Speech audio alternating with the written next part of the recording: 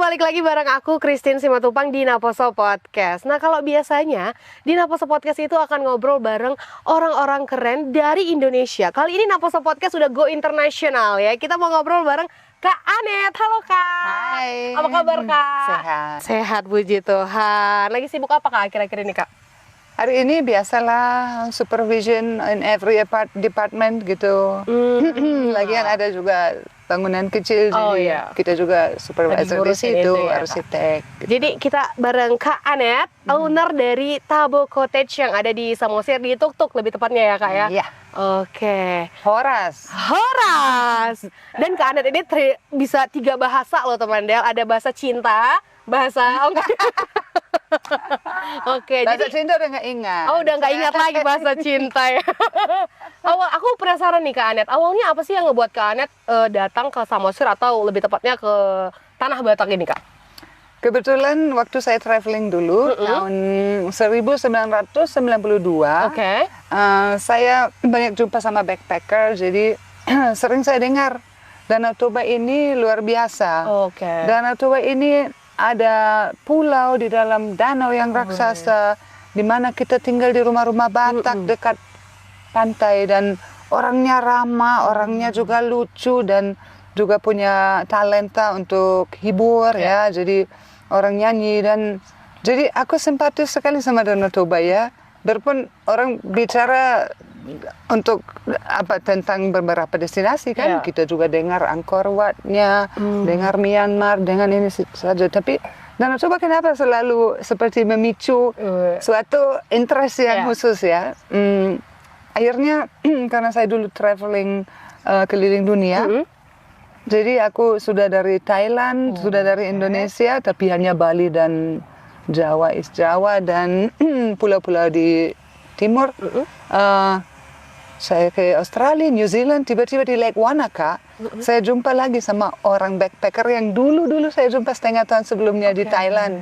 Jadi dia bilang, ingat aku ceritakan Danau Toba, ini mirip, tapi Danau Toba begitu jauh lebih bagus lagi daripada Lake Wanaka ini. So aku pikir, now I gotta go there. Jadi itu awalnya Kak? Iya. Itu awalnya. Jadi kakak traveling di sekitar Samosir. Iya. Dan mencintai Danau Toba. Traveling keliling dunia lah.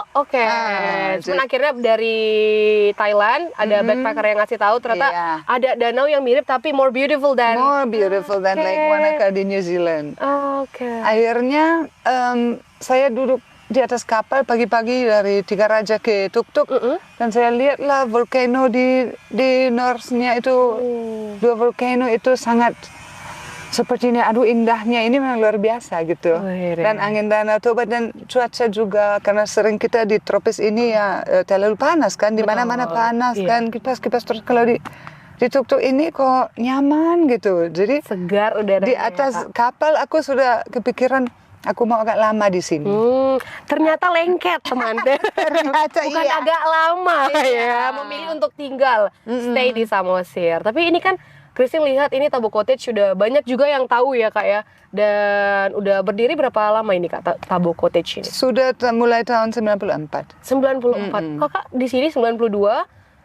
93 pertama kali datang. 94 aku memutuskan untuk menetap di sini karena juga jumpa sama jodoh. Jumpa sama Hamlet.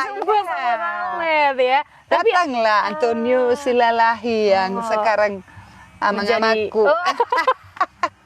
Agak masih shock ya teman Del ya sedikit. Berarti tapi apa nih Kak awalnya gitu datang ke Samosir dan memutuskan aku mau buat Tabo Cottage ini. Awalnya apa Kak? Kebetulan saya pikir ya realistis lah. Saya pikir ini ada tanah dia punya, Silalahi punya, jadi kebetulan kita nggak perlu banyak ya untuk bikin restoran karena adanya restoran terbuka. Kalau di tropis boleh, kalau di Jerman mana mungkin kita buat restoran tanpa dinding kan. Jadi datanglah suami bilang, di sana di Garoga ada yang jual kayu. Dulu kami bisa beli 1 pokok kayu itu hanya sekitar $50. Dan sudah dapat 3 tiang dari situ. Jadi ini restoran kita kan tiang kayu semua. Kayu dior. Jadi nanti ada juga ya ada sedikit budget untuk dari traveling ada sisa karena kita nggak ke Amerika. Di Amerika otomatis budget per hari kan nggak mungkin. Habis lah. Iya kan. Iya. So itu kebetulan dengan dana yang sangat minim kami buat restoran dulu. Nah restoran itu saya buat vegetarian restaurant. Karena itu niche market. Karena saya dulu vegetarian, sekarang sudah menuju vegetarian kembali. Tapi kembali lagi menjadi sehat ya Kak Anet. Iya, dan juga saya sangat senang dan faktor kesehatan memang saya perlu diperhatikan ya. Betul. Awalnya berarti restoran dulu ya Kak? Restoran dulu. Langsung jadi tempat penginapan dan. Iya, restoran dan bakery. Karena kita ada sedikit talenta baking dari mulai kecil. Saya hobi baking tapi hanya sekedar cake, cookies, pastry. Untuk roti-roti saya belum pengalaman, tapi saya baca buku tentang orang yang seperti mau tinggalkan Jerman untuk buat hidup di mana gitu. Jadi di situ tertulis siapa bisa merebus telur, dia juga bisa baking bread. Ya kan? Berarti kayaknya Christine bisa deh. Kayaknya bisa, apalagi sekarang dipelajari kan gampang sekali. Betul. Ask Gemini, ask YouTube. ChatGPT. Nah, iya betul. Oh iya ya, tapi ini kan Kak Anet sudah tinggal di Samosir kurang lebih 25 tahun ya Kak ya, betul? Lebih dari 30 tahun. Lebih dari 30 tahun ya Kak. Ada nggak culture shocknya? Karena kan pasti berbeda ya Kak, culture di Jerman sebelumnya dan di beberapa negara yang udah pernah Kakak datangi. Ya Kakak kan seorang traveler juga ya Kak. Apa culture shocknya di Indonesia khususnya di Samosir ini Kak? Dengan orang-orang Batak yang agak keras. Iya, mungkin culture shock pertama itu tidak jauh dari hari perkawinan kami. Atau mungkin sebelumnya pula. Kayaknya sesudah karena disitulah kita sah. Jadi ada Manukal Holi. Manukal Holi, Jadi itu namboru kami gitu ya kan. Jadi perlulah Manukal Holi kan artinya kita reburial. Jadi kita mengambil tulang-tulang yang sudah lama kita polish, kita masukkan ke sarkofagus yang kecil baru kita menotor, memindahin lagi ya Kak. Nah jadi itu untuk saya sedikit shocking ya karena kita di Eropa kan rest in peace ya kan, just leave him alone. Betul. Gitu ya, ditinggal aja gitu kan. Iya, so itu satu. Baru kedua, mungkin kerasnya di sifat orang Batak, gimana aku bilang ya, jangan ada yang tersinggung ya. Ada sedikit faktor gemor ya, sorry ya, ada faktor di mana orang sudah sukses, misalnya sudah berduit, udah berlian dan lain-lain, tapi tawar-menawar di market dengan orang yang sangat miskin dan sangat kecil, sangat tawar habis lah gitu. Sampai hampir tersinggung, sampai hampir air mata keluar dari seorang ibu-ibu yang saya pernah alami waktu saya belanja sama seseorang. Jadi mesti dipaksa harga yang lebih murah, padahal dia jual dengan harga mahal. Jadi ditawar habislah dan misalnya diambil saja, dia belum setuju dengan harganya, tapi hijau plastiki, and then fill it all up, a whole heap of eggplants ya, terong dulu ya, daripada 500 mesti ditawar 300. Jadi ibunya masih bilang nanti aku nggak cukup beli ikan asin. Aduh, jadi aku yang kasihan, sedih gitu. Masih jadi, kurang di situnya juga ya. Nah itu perlu lebih inilah, janganlah istilahnya jangan merugikan orang lain demi keuntungan pribadi. Ya betul. Karena itu salah satu ngebantu juga kan Kak, ngebantu sesama juga. Jadi saya memang kita harus belajar. Aku dulu masih belajar bisnis kan, memang harus tahu kita hemat. Sangat penting hemat ya. Tetapi jangan sampai sampai orang lain jadi susah gitu. Merugikan orang lain.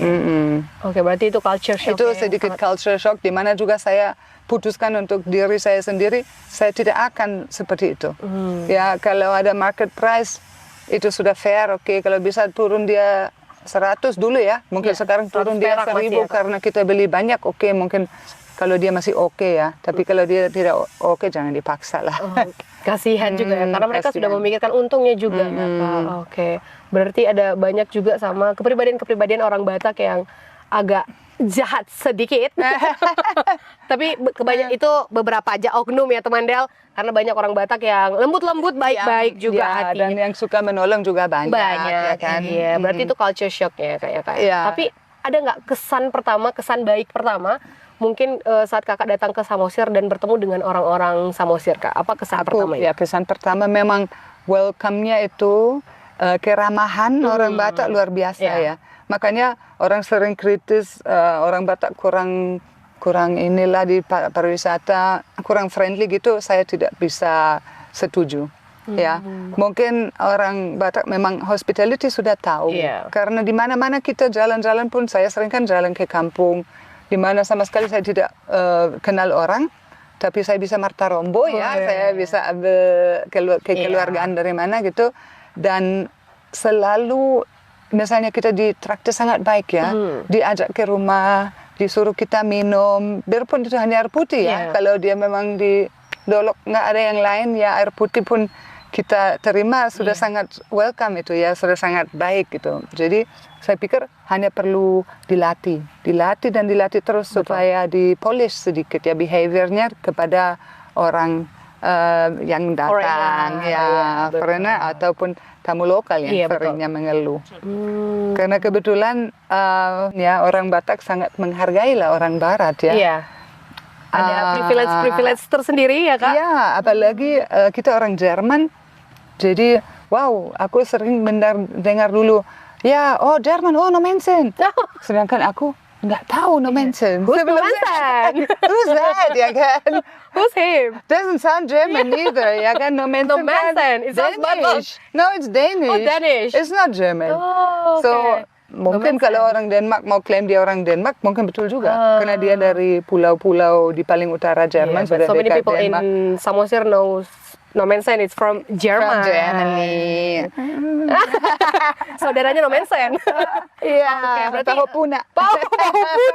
Pahopuna teman Del. Oke, Kak. Berarti udah lama juga Kakak di sini, udah 25 tahun, tapi ketemu sama Haletnya itu 1 tahun setelah di sini ya, Kak?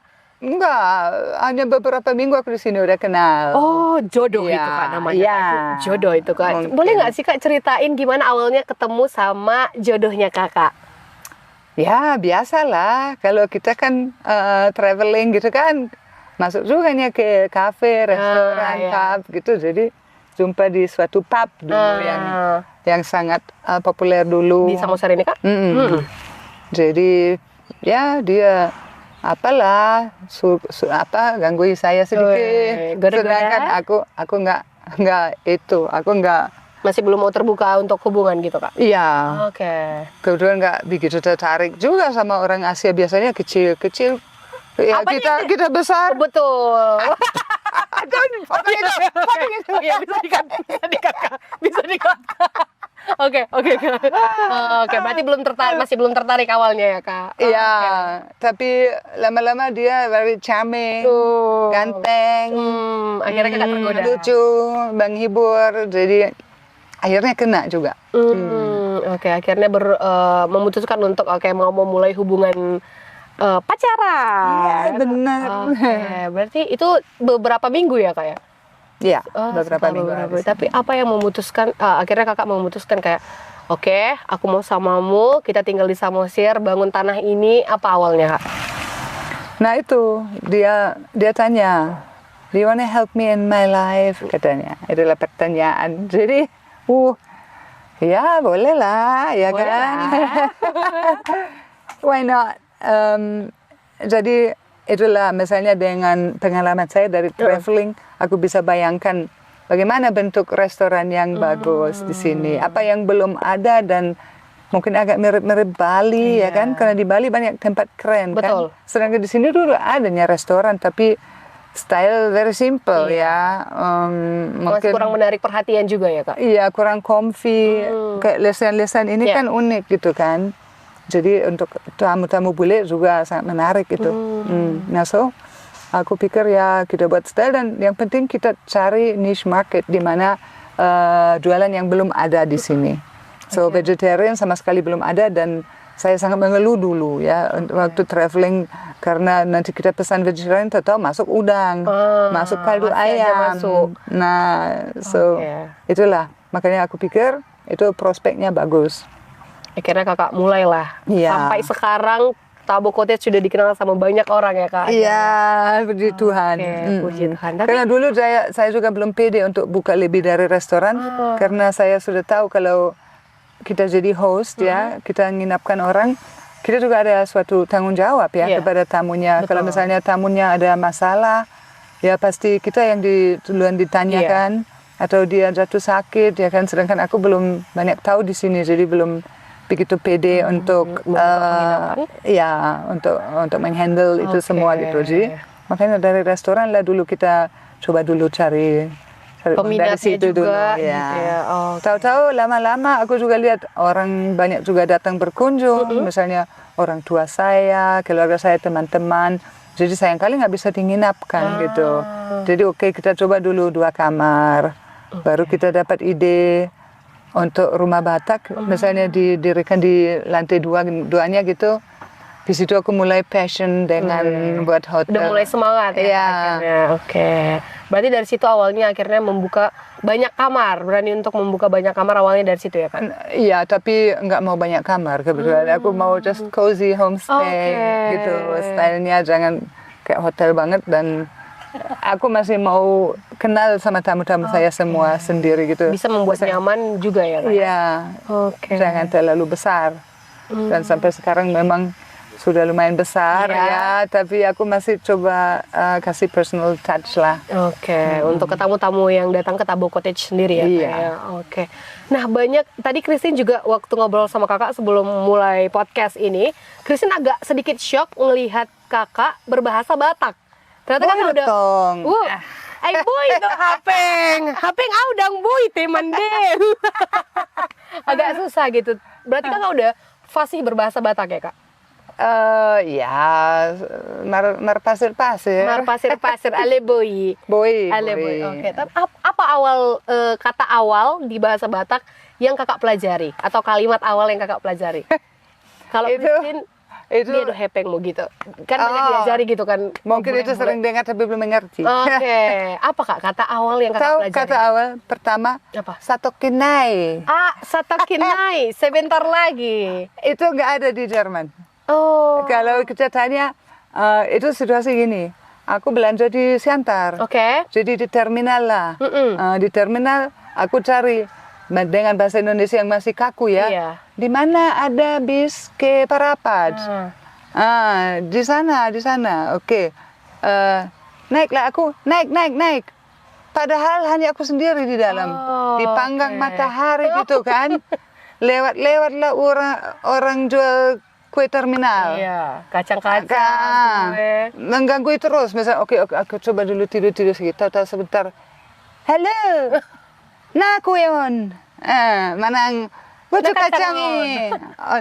Jadi ku tanya, kapan ya ini berangkat mobil ini bu? Satokinai katanya. Apa artinya itu kan? Sebentar lagi.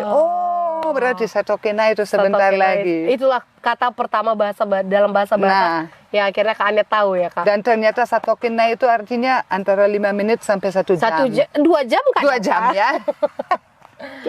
Satokinai. Berarti kakak sudah sampai hari ini berarti kakak sudah sangat melekat dengan Batak dan budaya-budayanya. Nggak cuma bahasanya berarti ya kak, karena dari keluarga suami juga orang Batak kan kak, dan kakak udah mulai mengikuti adat-adat Batak, betul ya kak? Ada nggak kak budaya Batak yang kakak sukai? Saya sangat suka orang Batak. Pertama kebersamaan itu, like kita merasa sangat welcome dan sangat nyaman. Sama-sama ina-ina paniaran silalahi. Misalnya di sini ya, itu grup saya nyaman sekali. Sepertinya gimana lah ya, aku merasa at home lah di situ. Dan kalau soal kebudayaan itu aku paling suka itu yang Manulangi. Itu nggak ada di mana-mana. Di Jerman apalagi nggak ada. So aku pikir idenya Manulangi itu sangat baik karena di situ anak-anak nggak sudah kan, sudah misalnya punya anak sendiri, semua sudah kawin. Jadi kita datangi orang tua dan minta maaf. Dan kita gesturnya itu yang beri makanan ke mulut gitu. Wow, itu sangat mengharukan. Berarti itu salah satu adat atau budaya dalam Batak yang sangat kakak sukai ya kak ya? Iya, itu very impressive gitu. Harusnya ditiru sama negara lain. Betul, karena sangat kekeluargaan ya kak ya? Iya, sangat heartwarming gitu.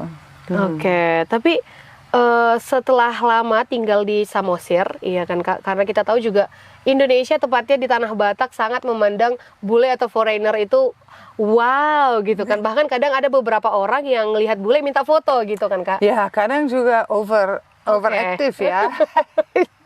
Kadang kita juga perlu privacy ya. Betul. Jadi ada dua sisi ya. Memang saya sangat bangga juga dan sangat merasa senang ya banyak orang minta perkenalan sama kita.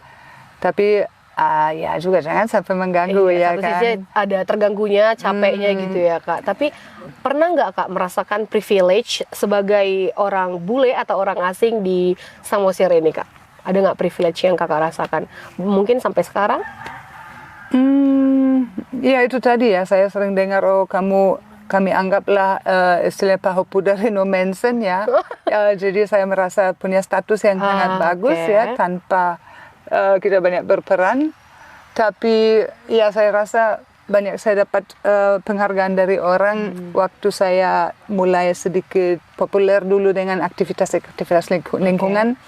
Jadi banyak orang katakan, aduh kami jadi malu.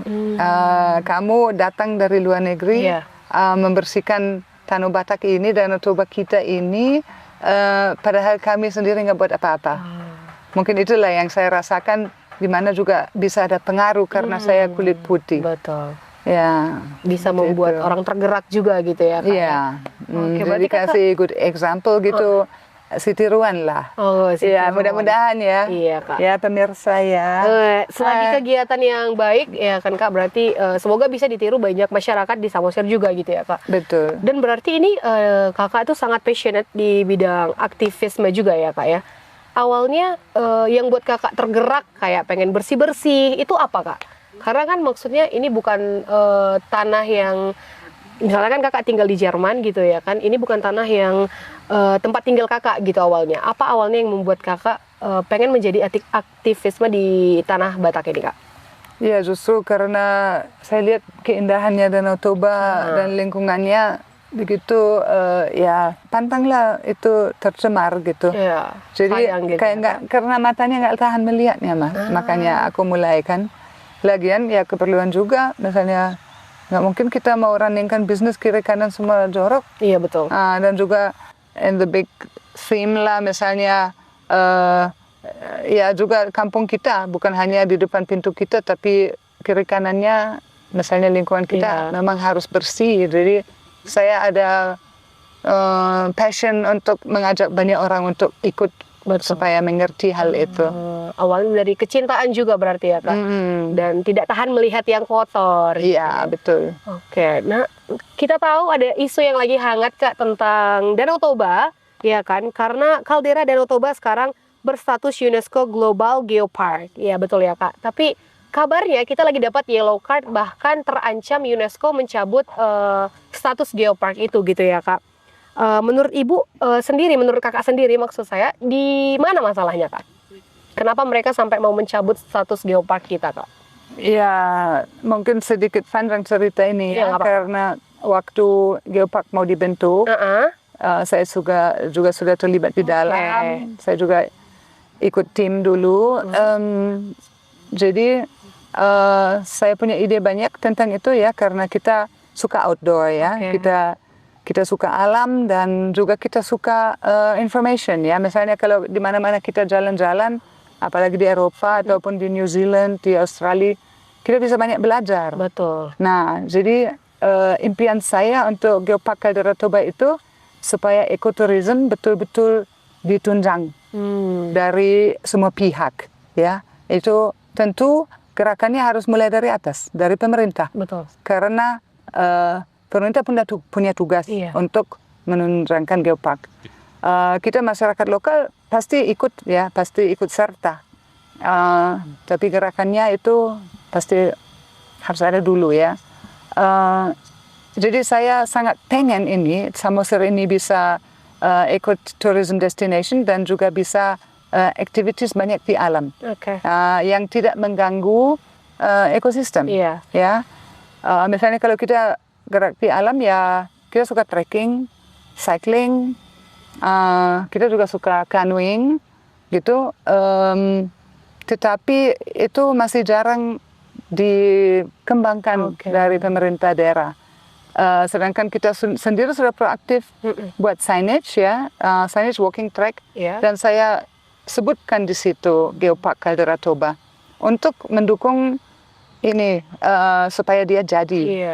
So di area Tuk-Tuk, Ambarita, Tomok, saya sudah mulai dari dana sendiri taruh walking track, pamflet, dan juga kami sering gotong royong dan juga belakangan ini sering dari Tabu Cottage saja karena sudah kasihan orang suruh gotong royong terus ya. Jadi saya pikir keindahannya Samosir dan daya tariknya di situ, di alam.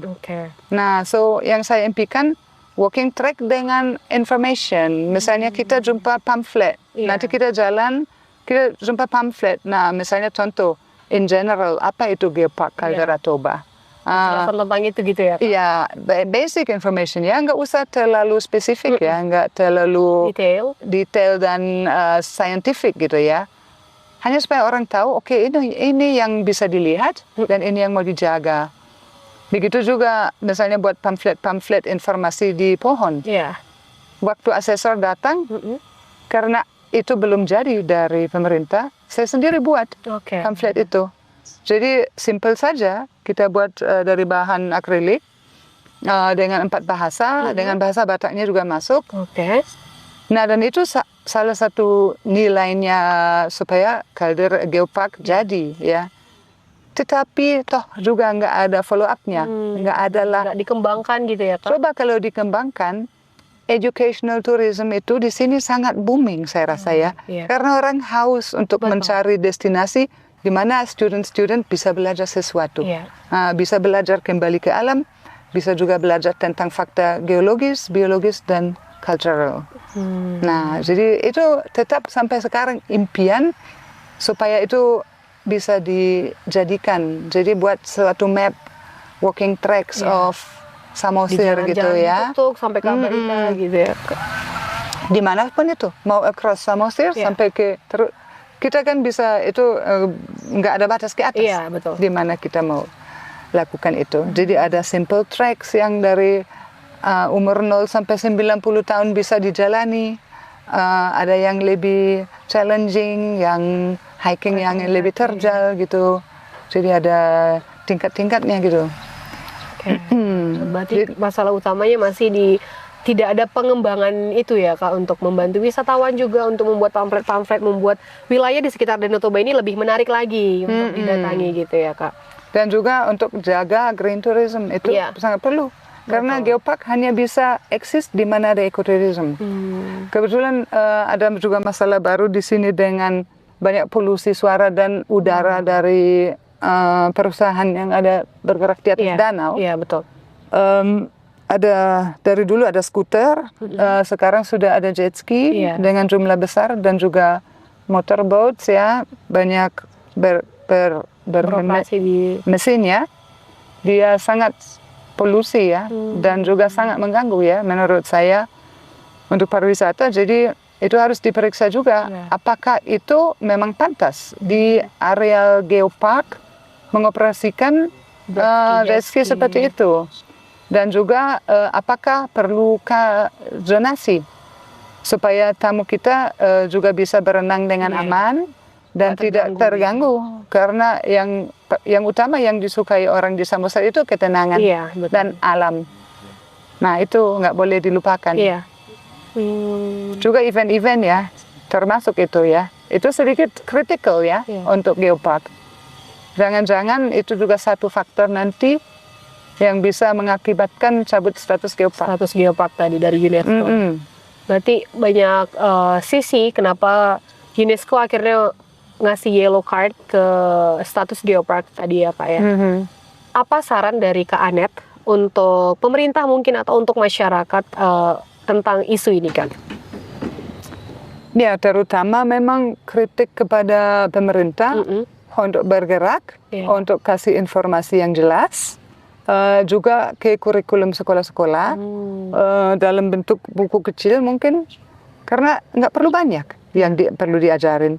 Hanya fakta-fakta Danau Toba ini punya misalnya ukuran berapa, dalamnya berapa, apa kira-kira biodiversity yang bisa nampak di sini, dan apa culture of Batak itu supaya lebih mengerti dan juga lebih mengerti dengan bahasanya dan lain-lain. Jadi itu tugas besar untuk pemerintah.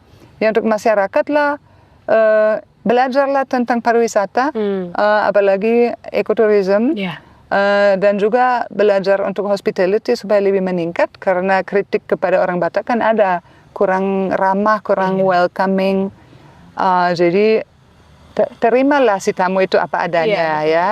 Jangan kalau dia mungkin sedikit bosi atau sedikit melanggar peraturan di mana dia parkir atau lain-lain, nggak boleh dimarahi ya kan. Harusnya didatangi dengan baik, dikasih bilang Pak maaf, jangan langsung disonggak. Ya kan, ada juga seperti itu. Betul. Jadi tamu harus direspek dan ditraktir dengan baik supaya pariwisata juga bisa berkembang. Juga di harga-harga ya, jangan coba main di harga, karena di sini drastis ya, dari harga di low season ke peak season luar biasa kenaikan harga ya. Itu juga jangan, kan kita cari langganan, kita cari return our guest. Jadi itulah jadi bisnis besar, bukannya hanya karena sekali kita bisa naikkan harga, dapat dia untuk kamar biasa 500.000, 800.000, itu semua cerita yang kita dengarin kan. Jadi harusnya manat-manat lah, ya kan, kepada si tamu itu, supaya dia malahan dianggaplah dia raja ya. Jadi mau datang lagi, mau berkunjung lagi ya Kak ya. Jadi Daliana Tolu bisa diterapkan di pariwisata itu. Apa itu Kak Daliana Tolu? Nah, aku belajar juga dari teman. Kebetulan ya kita punya raja hula-hula itu, si tamu itu, tentu dia raja. Dan again ya, jangan lihat dia kaya, dia miskin, dia datang dengan sampri atau dia datang dengan merci. Jangan juga anggap si tamu itu sepele gitu, ya kan?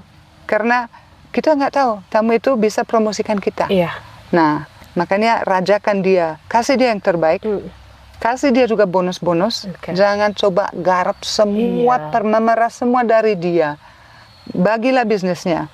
Kita punya penginapan, tetangganya punya sepeda motor untuk disewakan, silahkan kasih sama dia. Tetangga sebelah kiri punya restoran, kasih sama dia, sharing. Betul. Terus untuk ini juga kita harus tahu, kalau kita anggap suhud ya, siapa aja suhud itu, ya itu kita sendiri sama kolega-kolega yang punya hotel juga travel agent atau guide yang bawa tamu ke sini atau supir, kasih fair ya, make good business gitu, jangan meloncat harga dan lain-lain. Baru yang kita punya boru itu anggota kita, jadi itu perlu juga dielek, perlulah anggota itu dikasih nyaman dan dirayu-rayu lah dia ya, mengelek tuh kan. Rayu-rayu dia supaya dia bisa lama sama kita, dia dapat kondisi kerja yang baik, nyaman juga. Nyaman, betul. Jadi itu kira-kira Daliana Tolu di pariwisata sangat masuk. Tuh. Bisa ditiru teman Del ya. Kak Anet aja bisa. Masa teman-teman Del yang membuka tempat-tempat wisata tidak bisa, jangan mau menggerus terus ya Kak dari orang-orang yang berwisata ke sini. Betul. Oke. Keren sekali teman Del ya. Terima kasih banyak ya Kak. Nih ini sebelum berakhir video podcast kita ini Kak, kakak kan orang Jerman dan sepupunya Nomensen ya Kak, ya, cucunya Nomensen ya Kak. Berarti kakak masih fasih nggak Kak bahasa Jerman Kak? Masih dong. Masih tidak lupa itu ya Kak. Christine mau kasih challenge ke Kak Anet untuk bilang Samosir hebat, mari datang ke Thabo Cottage dalam bahasa Jerman. Bahasa Jerman atau bahasa Batak? Jerman dulu Kak. Samosir ist wunderschön. Und bitte kommen Sie zu Besuch und kommen Sie zu Tabo Cottage. Oke, itu bahasa Jermannya teman Del. Kita mau ke bahasa Batak ya kak. Coba ngomong dalam bahasa Batak kak. Atau ada yang mau kakak sampaikan dalam bahasa Batak, boleh banget kak. Enawulido tau tobaon, teman-teman, dongan. Gabi romahamu tu tau toba ala sabasto hitarison. Di Samoseron, nangarong nahurang. Masudi arong hison, di tajaga madaw tobaon, tapature mahutata, tahe. Itu pesan yang paling penting, ikon imay wujud asa terjaga tahu tobaon dari hal-hal yang tidak diinginkan. Horas. Bahasa Indonesia lagi. Horas, unang lupa rotu Tabo Cottage. Tasmai. Terima kasih banyak ya kak udah meluangkan waktunya untuk ngobrol bareng Del FM, bareng Naposo Podcast. Christine ada mau ngasih sesuatu kak. Jadi Christine mau ngasih, ini ada kaos Naposo Podcast. Jadi ini dikasih ke narasumber-narasumber keren. Setiap tahunnya hanya ada 12 orang kak. Wow. Jadi ini sangat limited edition kak. Saya terharu. Luar Boleh biasa. nanti dipakai kak, izin kak. Makasih. Terima kasih banyak ya kak udah mau ngobrol bareng kita di Del FM. Semoga banyak juga teman-teman yang mendengar mengerti untuk sama-sama menjaga wilayah-wilayah di sekitar Danau Toba ya kak. Iya, please guys ya, ikut peran supaya Danau Toba semakin baik. Iya, oke. Terima kasih teman Del udah menonton sampai di sini di akhir cerita dari Kak Anet ya, dari awal sampai ke akhir. Sampai ketemu di Naposo Podcast berikutnya. Kira-kira siapa lagi yang akan kita jadikan narasumber dan kita ajak bicara-bicara? Ditungguin teman Del.